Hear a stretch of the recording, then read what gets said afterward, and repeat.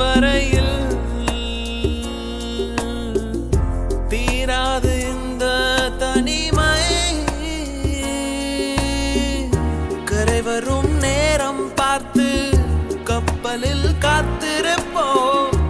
எரிமலை வந்தால் கூட ஏறி நின்று பார்த்தெடுப்போம். அந்த தெய்வ ரகசியம் புரிகிறதே. இங்கு எதுவும் நிலையில்லை, கரைகிறதே.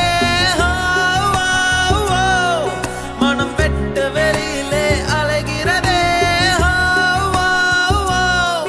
அந்த கடவுளை கண்டால்